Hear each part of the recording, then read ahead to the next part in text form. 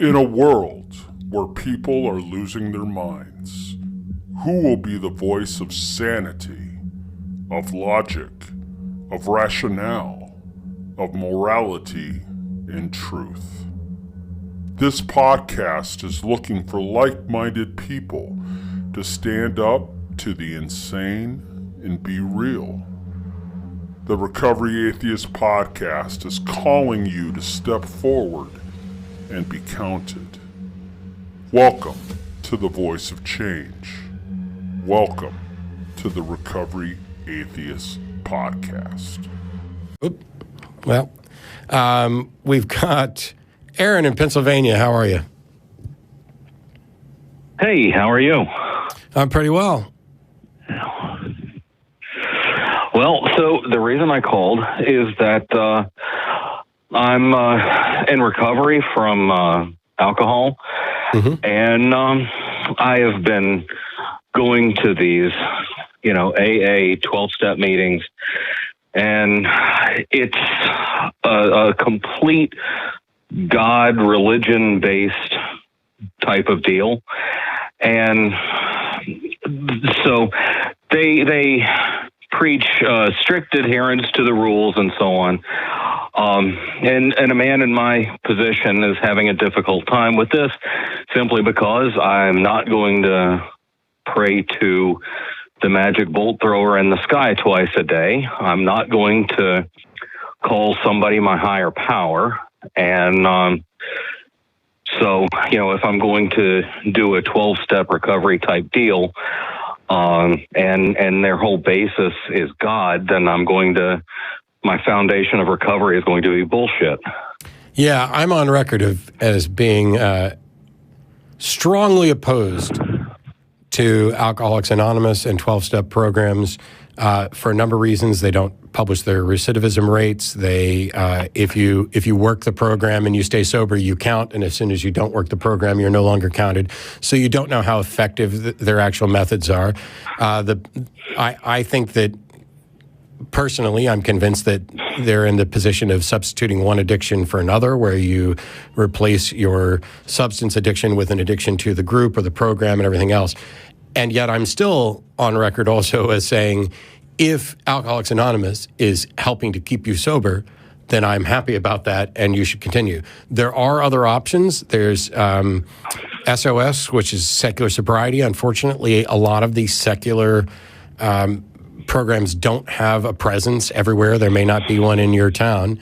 And I'm apart from Googling to potentially find other solutions in your area, I don't know that I have anything else.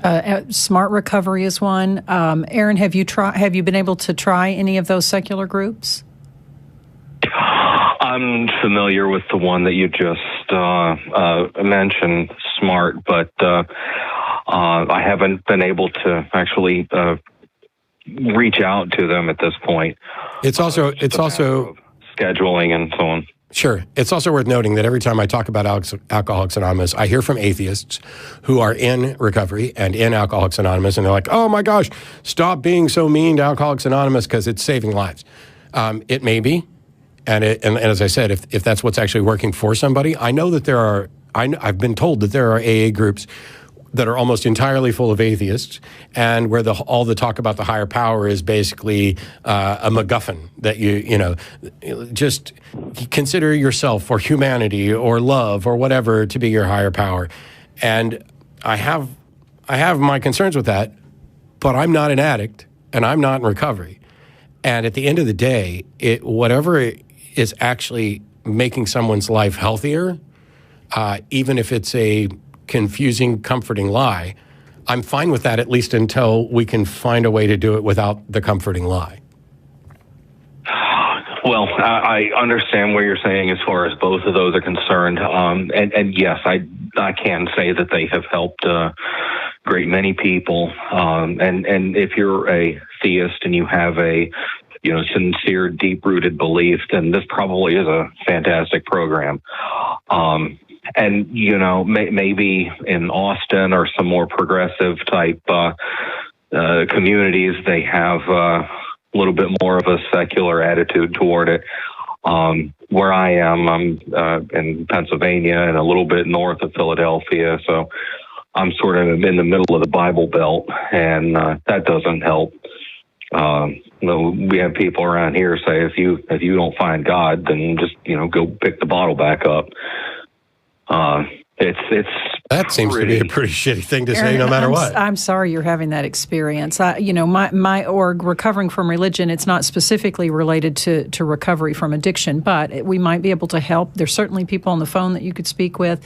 If you go to our resources tab, we endorse the Smart Recovery Program, and if you click on there, maybe something will have popped up, in your area. My heart goes out to you. I understand how hard the recovery road is in the first place, and then to be compounded by this extra layer of the supernatural piece that you've worked hard to reject and that you don't want to participate in. I understand that, and I'm sorry that you're having that experience. Please join us on the helpline or in the chat line if you feel like that might give you a little bit of help. And in the meantime, keep looking for an alternative to it. And as Matt said, if you can bypass the religious piece, I know the groups require adherence, but if you can bypass the religious piece and it's helping you because you're there with other folks that can share in your journey, keep doing it and just try to suspend that part of it.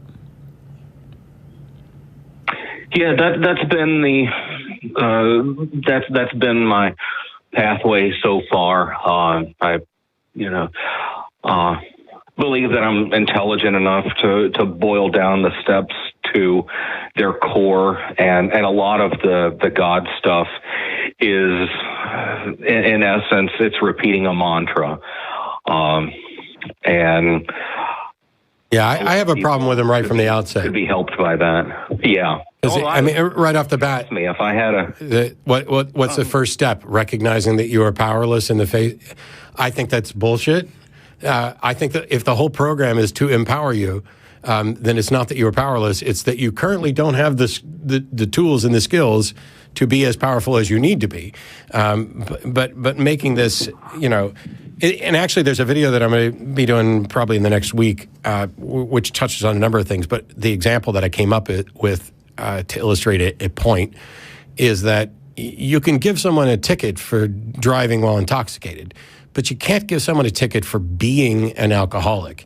And we all recognize that. And yet, for some reason, mental health issues, addictions, they often put the person in a position where that individual is being disparaged for something that is beyond their control or beyond their immediate control. And what we should be doing, and what programs like Smart Recovery and SOS and others, and even just a therapist using, cognitive behavioral therapy, things like that, is giving people the skills to address the problems in their life in a healthy, science-based way. And so, yeah, if you're having to make do with AA and there are parts of it that are problematic for you, yeah, I'd start looking into other options, but also don't look into the option of just giving up and reaching back for the bottle like people were suggesting. That should never be an option. Well, that's the reason why I'm trying to search elsewhere, because honestly, I'm in the program and I'm doing it because I want to achieve and maintain sobriety. That is the ultimate goal here, and whatever the means is to achieve that ends, then that's what it's going to have to be. Yeah, and I would argue, with absolutely no expertise behind me, just my own thought, that's probably the most important thing to recovery, is having that honest desire to seek recovery. It's probably the secret sauce that makes any program potentially work, because if you haven't gotten to the point where this is something you want, it's unlikely that you're gonna follow it through. Good luck. Agreed, 100%. Well, thank you both. Thank you. Really appreciate it, and keep up the good work, guys. Thank you very much, Aaron. Well, hello, everybody out there in Podcast Nation. This is the Recovery Atheist, and I am so excited to be back with you with the podcast. And it's been a while, hasn't it, since I've been able to do this beautiful setup that I have now to be able to do everything. As you can tell, I'm in a different space. I decided, I've got all my recording equipment, video equipment, everything that I need that way. So I've decided it's like, okay, it's time to get back to it. So I've had a couple days off of work here. As everybody knows, I'm working in retail management. So I've got a busy week coming up next week with Black Friday. That's going to be interesting to see how that deals with my stress and everything of that nature. I hope everyone out there has been healthy. If you have gotten the COVID, I hope you were able to recover, or if you're in it, please recover from it and come out of it. I really feel like this is something that's not, never going to go away. This is something that we're going to be dealing with as a flu in the future. That we will, that's just the way it's looking like it's going. We're never going to officially get rid of it, which is unfortunate, but that's the way it's looking. It's been an interesting few weeks.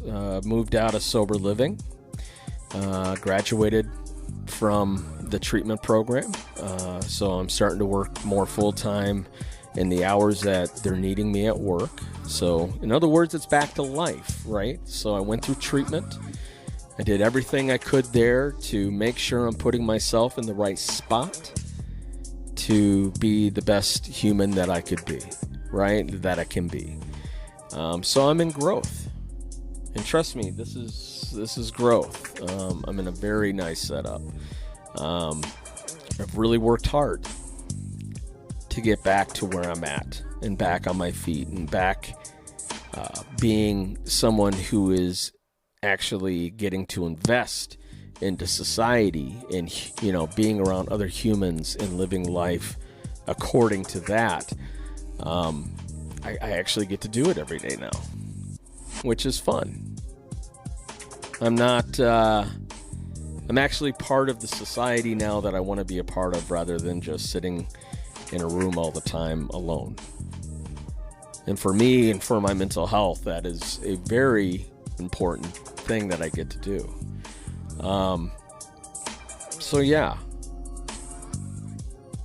So I'm sitting, I'm thinking, okay, what am I going to do for my next podcast? And so I've been looking around. There's some good topics about certain extreme right conservative ministers that are doing some stupid things, of course, that I could talk about.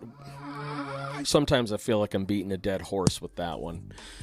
So I'm just sitting there like, well, what are we going to talk about? What can we talk about? Well, I've been going through something over the last month, and I kind of want to talk about it. And that is the idea of I've decided that AA is not what I'm looking for to help me in my recovery. Now, as the video showed at the beginning and the audio you heard at the beginning, it's a man by the name of Matt Dillahunty. He's out of Austin, Texas. He's one of the premier atheists in the country. Him and Seth Andrews and Aaron Ra. Those three, they're called the Unholy Trinity when they go out and tour and talk. I've interviewed Seth Andrews. I've interviewed Aaron Ra on the show. You can definitely go back and find those episodes. It was exhilarating. It was exciting to be able to interview my mentors. I have not interviewed Matt yet. I would like to. He's a very busy individual. But when it comes down to it, what he said in this video is exactly how I feel about a lot of it.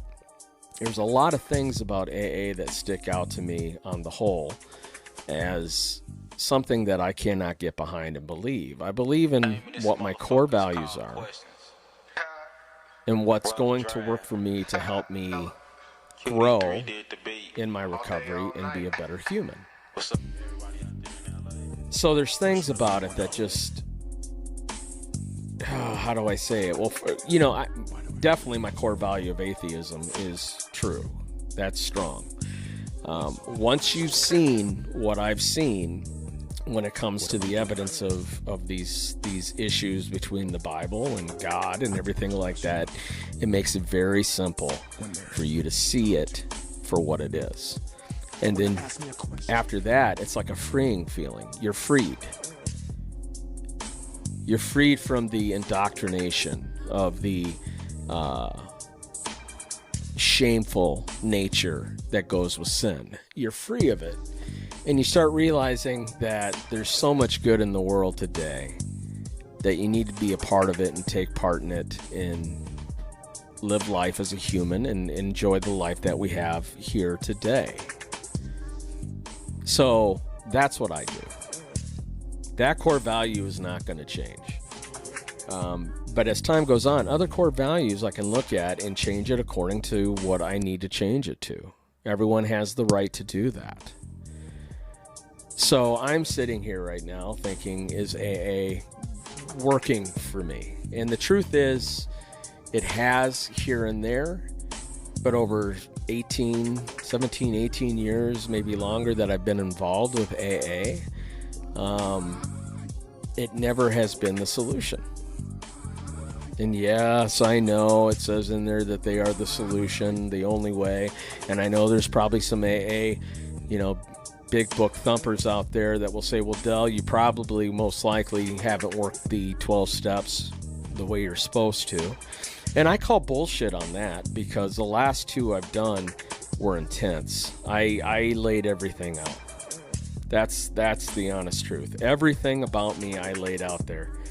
And it still didn't give me the freedom. And of course, then they come back and say, well, it's because you haven't had that spiritual awakening, that psychic change, that everything that's in the big book that way.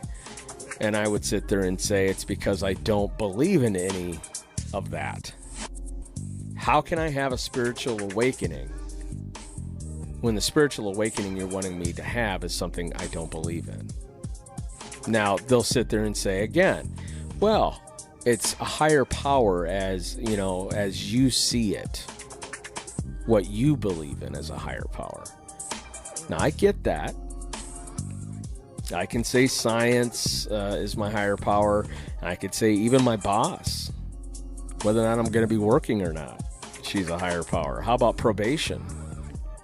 How about in treatment when you're living in their homes? It's all a higher power. But to deal with those higher powers, you're literally dealing with something that is plausible. It's in front of you. You can see it. You know what's going on. It's not invisible. See, I believe in evidence. I believe in evidence. I believe in facts. I believe what is something that can be proven. Not supernatural beliefs or faith, as they say it, in the unseen. I'm sorry, I can't do that. That's not how this works. Not for me. So when you look and you see in AA that they're pushing it. I mean, they got a whole chapter called We Agnostics. There's no way to get around it. God is a focal point of their program. They only changed it. When the original came out, it was God, not higher power. They changed it to help other people conform in a way of how they see their God and to be able to come in and get help, which I get that. But if you just said it was God in general, they'd be really happy with that. It is a religious program. I don't care what anybody says. I've been in and out of these rooms. I've had multiple sponsors. It's a religious program, and I'm putting my foot down. I cannot be a part of it. Sorry. It's just the way it is. QD3 did the beat. And I'm not sorry. And I'm not sorry. I have the right and the choice to do that. There is other ways of recovery out there. You got your smart recovery, you got your secular AA, you got your SOS. There's atheist freethinker groups that are out there. There's tons of stuff. I went to a softball game and played softball when I first moved back into the cities here with a bunch of atheists. It was wonderful. It was absolutely wonderful to be able to just know that God is not even something that is going to be an issue. Let's just play some fucking softball. And that's what we did. And so having that freedom for me is huge. I want to be able to look at all options that is going to be something that can help me in my recovery and to grow. And I think we need to do more of that. I think it's something that we need to put more thought into these things. That just because something has been the answer for so many years doesn't mean that answer can't change. And you look in the medical field, there's many different ways that surgeries used to be done, but now they have found better ways. And if you went back and did it the other way, they would look at it as being barbaric, when there's better, less invasive techniques that can be used. And that's how I'm looking at AA. AA to me is an old school barbaric surgery when there's better ways to be able to help. AA is outdated. It really is. And there's a reason why they're not being able to hold on to the young people, is because of that. It needs an upgrade. You cannot get these younger people. It's already, first off, it's already hard enough for a younger person, mid-20s or younger, to say that they're never going to use again. It's already hard enough just with that. And now you're saying that you're going to have to, first off, have a God concept in there at some point. But the way that they word things, and it's not even, the English that we live in today. It's old English. And it's very confusing, to where a lot of people have a hard time being able to understand exactly what the big book is saying. It needs an upgrade. But they'll never do it. It's no different than the Bible. No one's going to upgrade the Bible to make it, look better than what it was. No one's going to do that. No one's going to do that. It is going to be about, this is the way it's worked back in the day, and it's going to work the same way today. Things change. And I think as time goes on, I think you'll see more of these 12-step groups and more of these programs, recovery programs, start changing or disappearing. You get passed by if you don't change. And there's a reason why they're losing members every year. It's like I gotta write shit like this to keep my head from exploding. You know what I'm saying? So, I mean, I've just decided it's time for me to grow up a little bit and realize that a lot of these decisions I made as an alcoholic and with my mental health were decisions that I need to be able to learn how to cope with and have coping skills to deal with that, to be able to make the right decisions when I'm in that spot. So I'm going to look at it cognitively. I'm going to look at it with DBT. I'm going to look at it with different other ways of being able to stay sober and do it logically rather than a spiritual way of doing it. And I have to. It's the only thing that makes sense to me. All the other stuff, the spirituality stuff and all that, does, after all the years of being around it, growing up as a kid, having a family with a dad as a pastor, all through all of this, the spirituality part of it just confuses me, how people can believe in it the way they do. And can't see the bullshit that's all through the concept of what you believe in. But if I have a concept of the way I believe, I'm now this horrible person because I don't believe in what you believe. That's how it portrays or how it comes across. And when we step up and say something of the nature of we do not feel that it's right to be treated the way we're treated, that it is a moral thing, that you're not being a very nice person, we're made out to be these monsters. There's nothing about us that's monstrous. The first thing I'll say about that is, has there ever been an atheist war? Has there ever been an atheist war? I'll give you a couple seconds. If you want to try to look it up on your phone, or give you a couple seconds.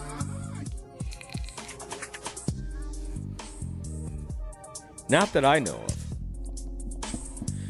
Now, you've got the Crusades, you've got the war between the Muslims and the Christians, you've got the Muslim wars, intensive. I mean, there has been death and bloodshed over religious wars over centuries.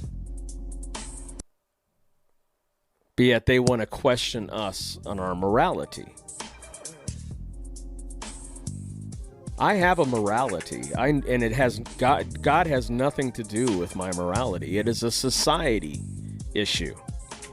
Society decides what morality is, not God.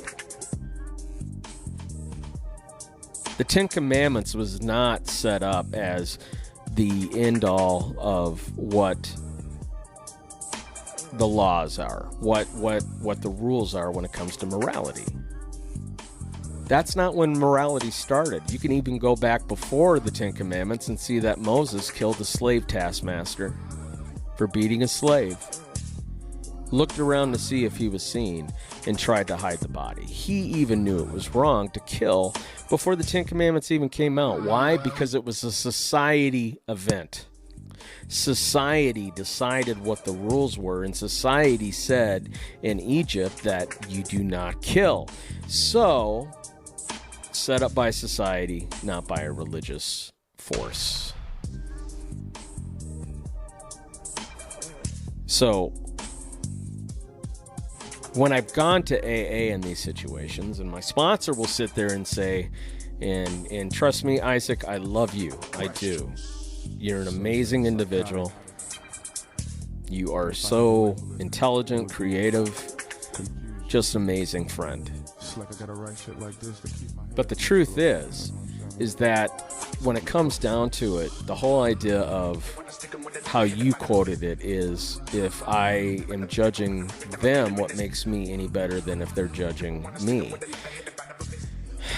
So if I feel that they're judging me and I start judging them, or because they start talking about Jesus Christ in the meeting or God in the meeting, that I'm judging them for their beliefs, but I want to have the right to say what I want to say.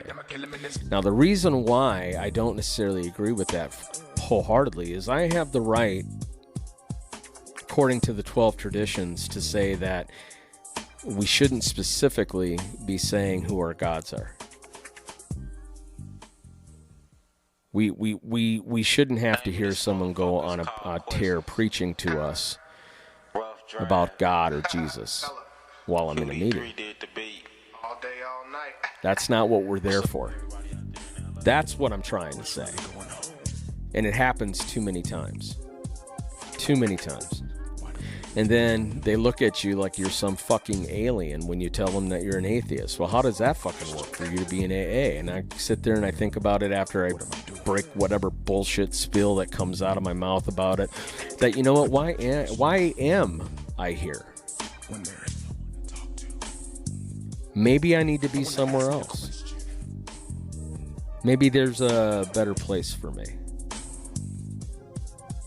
And that is what I'm talking about today.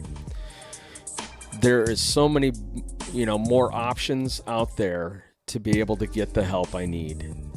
I don't need necessarily AA or a 12-step group to be able to do that.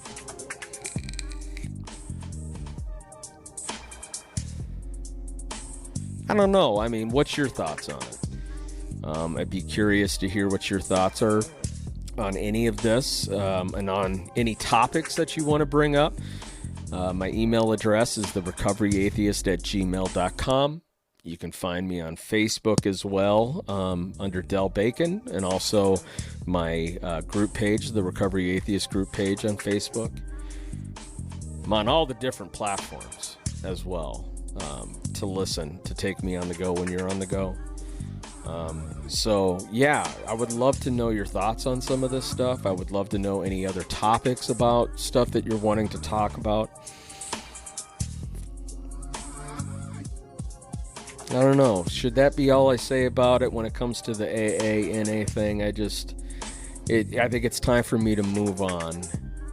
I guess the biggest thing is, if you're out there and you're coming out of treatment and you're going into a sober living home, and you're in my position as an atheist, and they want you to go to the 12-step groups 2-3 times a week, and it's part of the requirement that you do that. If you don't, you won't be able to live there. I understand your pain. I understand what you're going through and how hard it is to try to conform to that. You feel kind of dirty for doing it. I have found ways to get around it.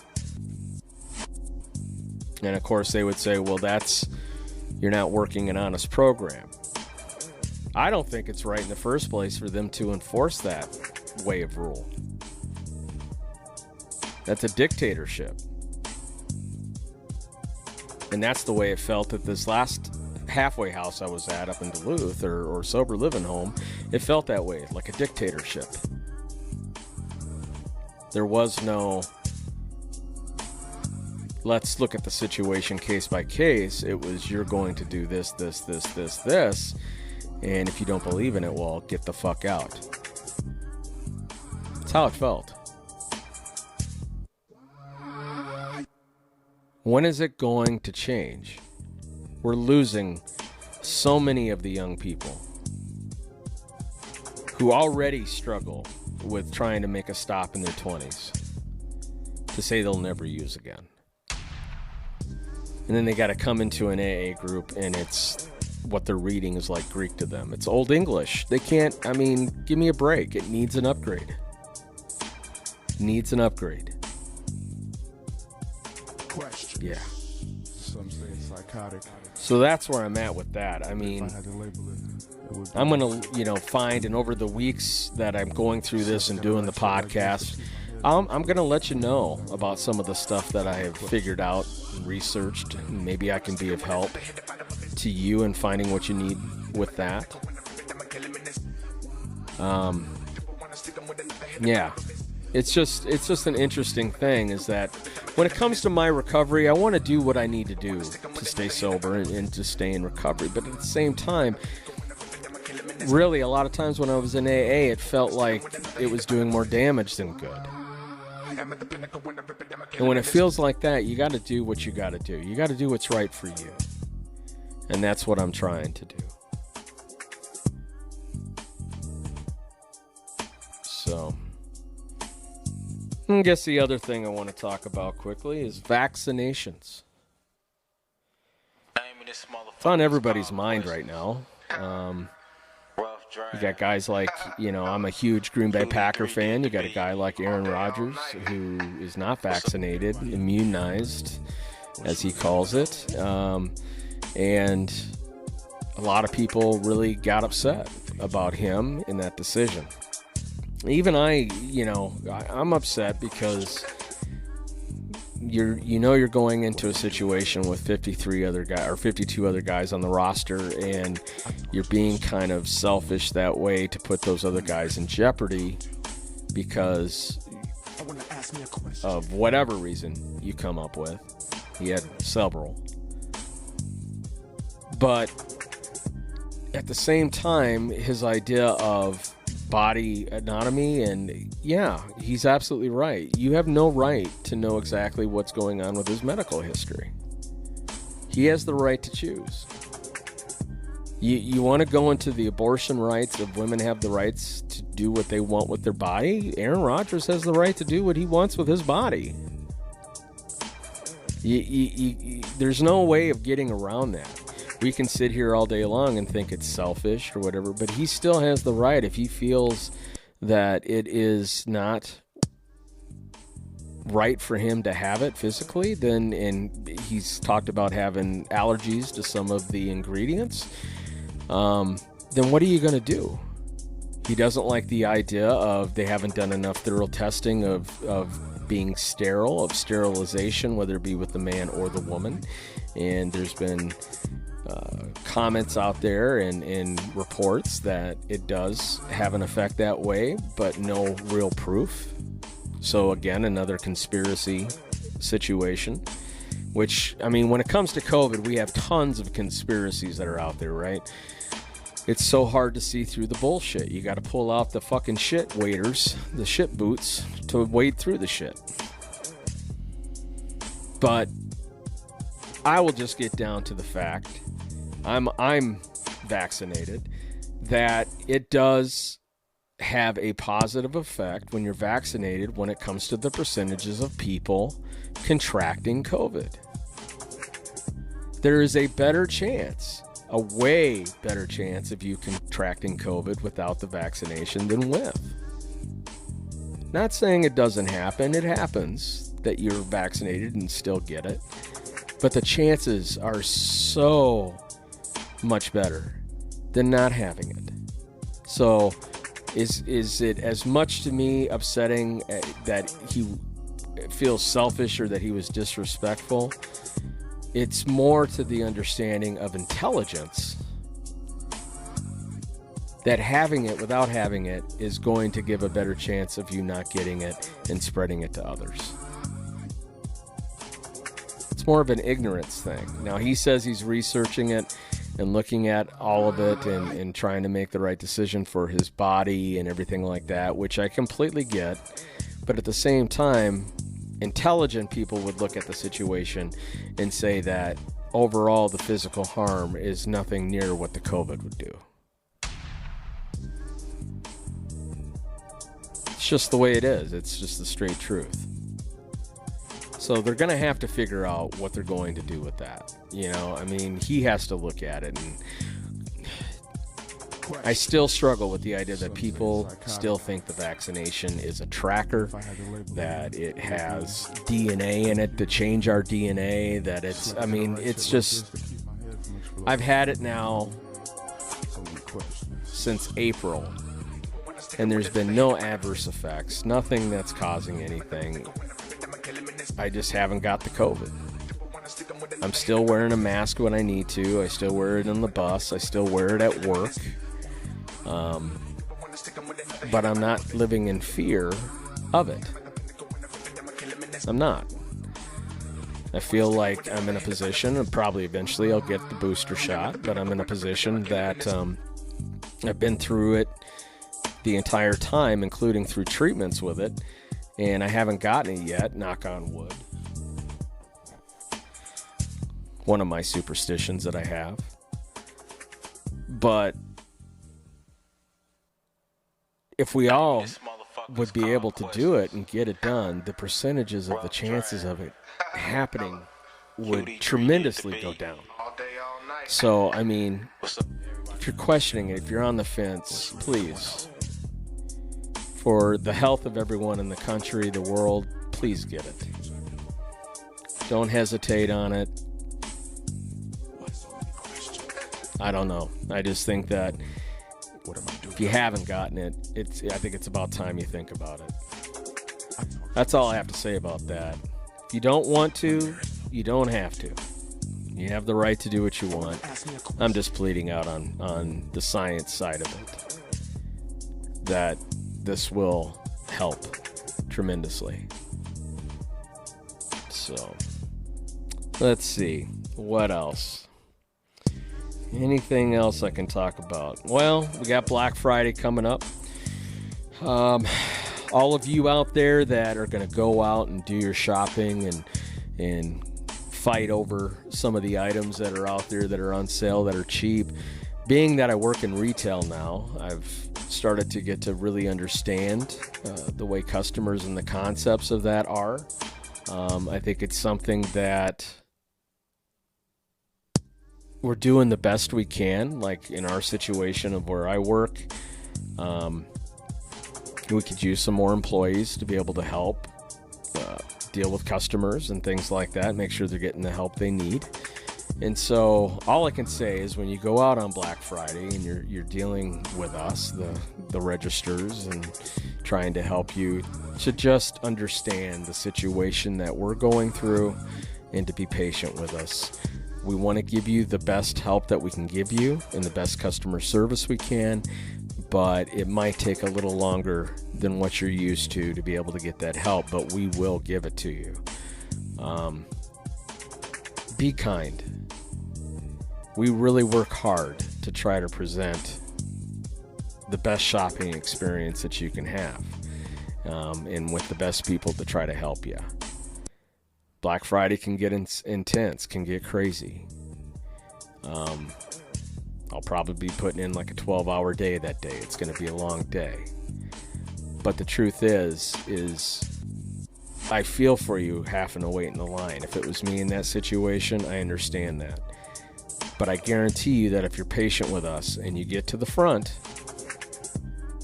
that you'll get the help that you need. At least for me, you'll get the help and the support that you need in that situation. Just going to have to bear with us on it. So I want everyone to enjoy the holidays. We've got Thanksgiving coming up next week, a week from today, actually. So everyone's getting ready. I went to the store today, picked me up a little turkey breast, frozen turkey butterball that I'm going to cook, and some mashed potatoes and some gravy. And yeah, I'm going to cook me up some stuff for Thursday for Thanksgiving. Just enjoy having a day off from work, and then get some good sleep that night, because Friday morning it's going to be a long one on that Friday. And but hey, it is what it is. It'll be interesting. It'll be a marathon. We'll see how it goes. I'm interested in just how much money we can make in those days. It'll be interesting. I have a feeling I'm sure the day's going to go by pretty fast, though, because when you're there registering and getting people, the help they need, and it's like, boom, 4 hours gone. You didn't even know where it went. It's crazy how fast the time rolls that way. But it'll be interesting. Let's see, what else? Trying to think if there's anything else I can discuss at this moment. I really don't think so. I think we're pretty much good on this episode. I'm going to do more and more here in the next week or so. Try to get another episode out right away next week. I'm going to try to do at least one a week. I'd like to do 2 a week. Get back up into that rhythm again. But I'm just excited to be back with you. I'm excited to bring forth an atheist who's in recovery and what we can do to try to continue to live in recovery and grow and be sober and clean, even as an atheist, even as someone who doesn't believe in a higher power, a God, any of that concept. It's going to be an exciting time this year. Things are going very well for me, and I'm just so excited to see everybody, and that I'm back on the channel, YouTube channel. Again, as I said, you can find me on YouTube for my videos on the YouTube channel, The Recovery Atheist. You can find me on almost any platform. Pandora, iHeartRadio, Spotify, Amazon Music, Apple Podcasts. You look at any of those and just put in The Recovery Atheist in the search bar, you'll find me. You can even talk to Alexa and say, Alexa, please play the Recovery Atheist podcast. It'll do it. So check that out. You can find me on Facebook under the Recovery Atheist group page that I have. Again, the recoveryatheist@gmail.com. I have shirts that I'm willing to give out if you're interested. Mainly what I'm trying to do is restart this and get this back up and running again. And I'll be having more interviews as time goes forward with more people.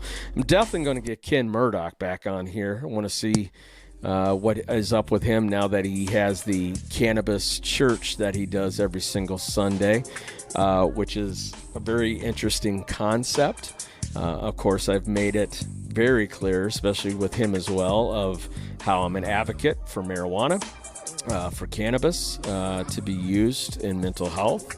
I do to help with my PTSD and with my sleep. A lot of people say, well, you're not really sober then. I don't necessarily agree with that. It's no different than taking a mental health medication for me. It helps me be able to sleep at night. It helps me able to wake up feeling refreshed. And it helps me deal with my anxiety, which is good. So, that being said, I'm definitely going to be having Ken back on, and I'm hoping to gradually go after other interviews. I think the biggest one now that I want to go after is Matt Dillahunty. I've had, Seth Andrews on. I've had Aaron Ra on.